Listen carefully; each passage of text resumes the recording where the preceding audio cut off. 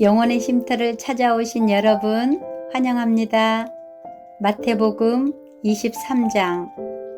그때 예수님께서 무리들과 제자들에게 말씀하셨습니다.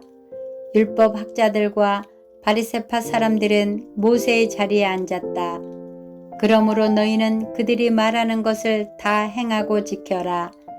그러나 그들의 행동을 따라하지는 마라. 그들은 말만 하고 행하지는 않는다. 그들은 무거운 짐을 묶어 다른 사람들의 어깨에 올리지만 정작 자신들은 그 짐을 지기 위해 손가락 하나 움직이려고 하지 않는다. 그들은 다른 사람들에게 보이려고 모든 일을 한다. 그래서 말씀 상자를 크게 만들고 옷수를 길게 늘어뜨린다. 이들은 잔치에서 윗자리에 앉기를 좋아하고 회당에서 높은 자리에 앉기를 좋아한다. 이들은 장터에서 인사받는 것을 좋아하고 선생이라고 불리는 것을 좋아한다. 그러나 너희는 선생이라는 소리를 듣지 마라. 너희의 선생님은 오직 한 분이고 너희 모두는 형제들이다. 그리고 세상에서 그 누구에게도 아버지라고 부르지 마라. 아버지는 오직 한 분인데 하늘에 계시다. 너희는 지도자 소리를 듣지 마라. 너희의 지도자는 오직 한 분뿐인 그리스도시다. 너희 가운데 큰 자는 너희의 종이 될 것이다. 누구든지 자신을 높이는 사람은 낮아질 것이고 낮추는 사람은 높아질 것이다. 율법 학자와 바리새파 위선자들이여, 너희에게 화가 있다. 너희는 사람들 앞에서 하늘나라의 문을 막는다. 너희가 들어가지 않으면서 다른 사람들도 들어가지 못하게 막는다. 없음. 율법 학자와 바리새파 위선자들이여, 너희에게 화가 있다. 너희는 개종자 하나를 만들려고 바다와 육지를 두루 다닌다. 그러다가 한 사람을 찾으면 너희보다 더한 지옥의 아들로 만든다. 앞못 보는 인도자인 너희에게 화가 있다. 너희는 만일 너희가 성전을 두고 맹세하면 아무래도 좋지만 성전에 있는 금을 두고 맹세하면 반드시 지켜야 한다라는 말을 한다.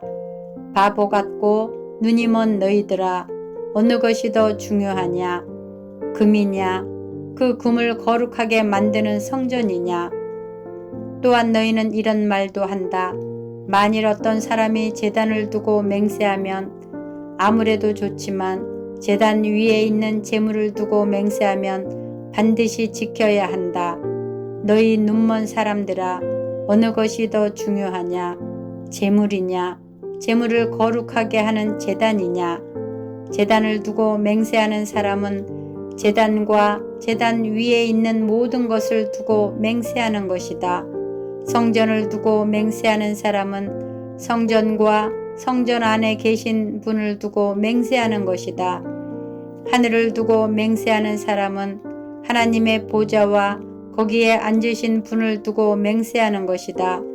율법 학자와 바리새파 위선자들이여, 너희에게 화가 있다.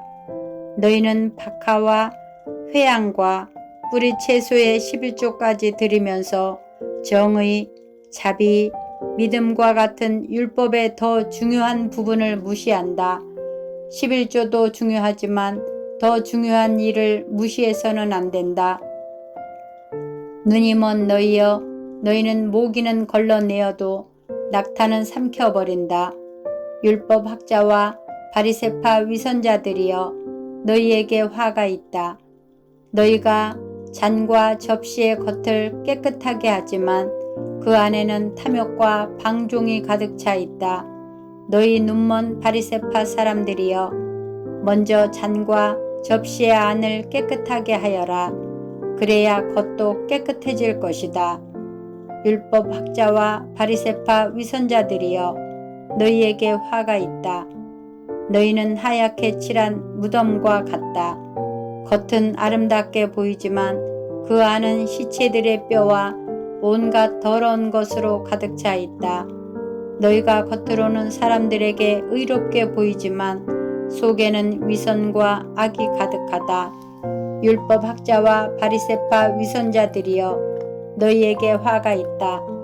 너희는 예언자들의 무덤을 만들고 의인의 묘비를 꾸미면서 만일 우리가 우리 조상들이 살았던 때에 살았더라면 우리는 예언자의 피를 흘리는데 함께 하지 않았을 것이다 라고 말한다. 그러나 너희는 예언자들을 죽인 살인자들의 자손이라는 것을 스스로 나타내고 있구나. 그러므로 너희는 너희 조상들의 악한 일을 마저 채워라. 뱀들아, 너희 독사의 자식들아, 지옥의 심판을 너희가 어떻게 피할 수 있느냐? 그러므로 내가 너희에게 예언자와 지혜 있는 사람과 율법학자들을 보낸다. 너희는 이 사람들 가운데서 몇 명은 죽이고 십자가에 못 박고 몇 명은 회당에서 때릴 것이다. 그리고 이 마을에서 저 마을로 뒤쫓으며 박해할 것이다. 따라서 의인 아벨의 피로부터 성전과 제단 사이에서 살해당한 바랴가의 아들 스가랴의 피에 이르기까지 너희는 세상에서 피를 흘린 의인에 대한 죗값을 치를 것이다. 내가 너희에게 진정으로 말한다. 이 모든 것들이 이 세대에 올 것이다. 예루살렘아, 예언자들을 죽이고 하나님께서 내게 보내신 사람들을 돌로 친 예루살렘아, 암탉이 병아리를 날개 아래에 품듯이 얼마나 내가 너희 자녀를 모으려고 했느냐. 그러나 너희들은 원하지 않았다. 보아라, 내 집이 버려져 못쓰게 될 것이다. 내가 너희에게 말한다. 주님의 이름으로 오시는 분이 복되다 라고 너희가 고백할 때까지 지금 이후로 너희는 나를 보지 못할 것이다. 24장. 예수님께서 성전을 떠나 걸어가실 때 제자들이 와서 성전 건물을 가리켜 보였습니다. 예수님께서 말씀하셨습니다. 너희가 이 모든 것을 보고 있지 않느냐? 내가 너희에게 진정으로 말한다. 여기에 있는 돌 하나도 돌 위에 남지 않고 다 무너질 것이다. 예수님께서 올리브 산 위에 앉아 계실 때 제자들이 조용히 와서 말했습니다. 이런 일들이 언제 일어날지 말해 주십시오. 선생님께서 다시 오시는 때와 세상의 마지막 때에 어떤 징조가 있겠습니까? 예수님께서 대답하셨습니다. 아무도 너희를 속이지 못하게 조심하여라. 많은 사람들이 내 이름으로 와서 내가 바로 그리스도라 라고 말할 것이다. 그리고 많은 사람들을 속일 것이다. 또한 너희는 전쟁에 대한 소식과 소문을 들을 것이다. 그러나 두려워하지 마라. 이런 일들은 반드시 일어나야 한다. 그러나 아직 마지막 때는 아니다. 민족이 다른 민족과 싸우기 위해 일어나고 나라가 다른 나라와 싸우기 위해 일어날 것이다. 여러 곳에서 기근과 지진이 있을 것이다. 이런 일들은 해산의 고통이 시작되는 것에 불과하다. 그때 사람들이 너희를 박해하고 심지어 죽이기까지 할 것이다. 나 때문에 너희가 모든 민족에게 미움을 받을 것이다. 그때 많은 사람들이 넘어질 것이며 서로를 넘겨주고 미워할 것이다. 그리고 많은 거짓 예언자들이 일어나 많은 사람들을 속일 것이다. 또한 불법이 더욱 많아져서 많은 사람들의 사랑이 식을 것이다. 그러나 끝까지 견디는 사람은 구원을 얻을 것이다. 이 하늘나라의 복음이 온 세상에 전파될 것이며 모든 나라의 증거가 될 것이다. 그때서야 세상의 끝이 올 것이다. 그러므로 예언자 다니엘이 말한 멸망케 하는 혐오할 만한 것이 거룩한 곳에 서 있는 것을 보면 읽는 사람은 깨달아라. 유대에 있는 사람들은 산으로 도망하여라. 지붕 위에 있는 사람은 집 안에 있는 것을 가지러 내려가지 마라. 밭에 있는 사람은 겉옷을 가지러 되돌아가지 마라. 그때에는 임신한 여자와 젖먹이는 여자에게 화가 있을 것이다. 너희가 도망하는 때가 겨울이나 안식일이 아니기를 기도하여라. 그때에는 많은 어려움이 있을 것이기 때문이다. 세상이 생기고 나서 지금까지 이 같은 환난은 일어난 적이 없었고 이후로도 없을 것이다.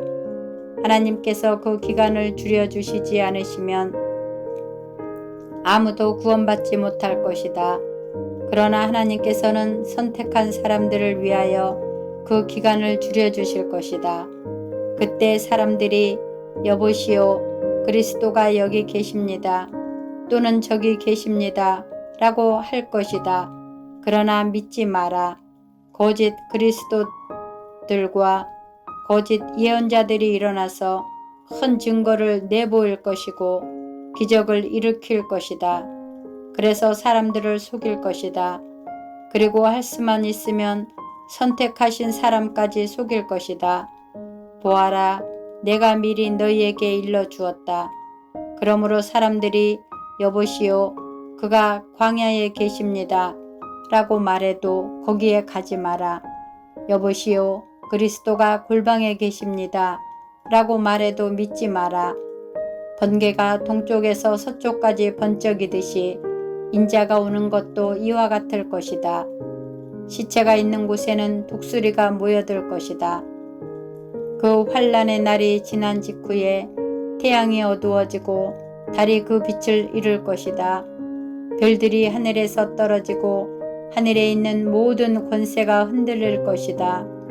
그때 인자가 올 징조가 하늘에 있을 것이다. 그때 세상의 모든 민족들이 울며 인자가 큰 권능과 영광으로 하늘 구름을 타고 오는 것을 볼 것이다. 인자가 큰 나팔 소리와 함께 천사들을 보낼 것이다. 그들은 하늘 이 끝에서 저 끝까지 사방에서 택함받은 백성들을 모을 것이다. 무화과 나무의 비유를 배우라.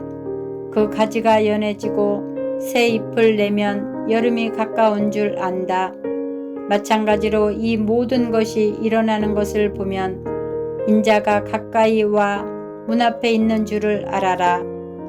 내가 너희에게 진정으로 말한다. 이 세대가 지나가기 전에 이 모든 것이 일어날 것이다.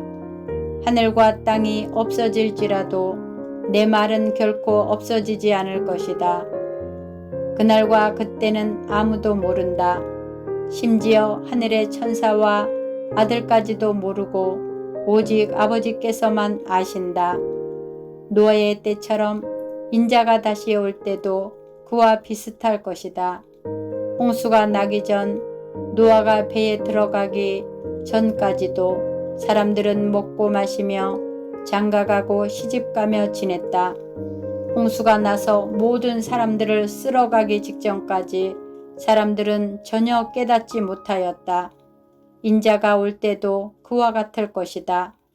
두 사람이 밭에 있는데 한 사람은 데려가고 다른 사람은 남겨둘 것이다.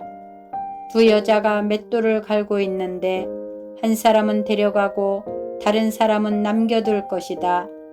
그러므로 항상 깨어 있어라. 왜냐하면 언제 너희 주님께서 오실지 너희가 알지 못하기 때문이다. 이것을 명심하여라. 만약 도둑이 언제 들어올지 집주인이 안다면 미리 준비를 하고 도둑이 집에 들지 못하도록 할 것이다. 그러므로 너희도 준비를 해야 한다. 인자는 생각지도 않을 때에 올 것이다. 주인이 집안을 맡기고 제때에 양식을 내주도록 맡긴 신실하고 슬기로운 종이 누구겠느냐. 주인이 돌아와서 볼 때 주인이 명한 대로 일하고 있는 종은 복되다. 내가 너희에게 진정으로 말한다. 주인은 그 종에게 자신의 모든 소유를 맡길 것이다. 그러나 악한 종이 주인이 오랫동안 돌아오지 않을 것이라고 마음속으로 생각하여 다른 종들을 때리고 시작하고 술꾼들과 함께 먹고 마신다면 생각지도 않는 날 알지 못하는 때에 그 종이 주인이 올 것이다. 그때 주인은 그 종에게 벌을 내리고 그 종을 위선자처럼 여길 것이다. 그 종은 거기서 슬피 울고 고통스럽게 이를 갈 것이다. 아멘. 사랑하고 축복합니다.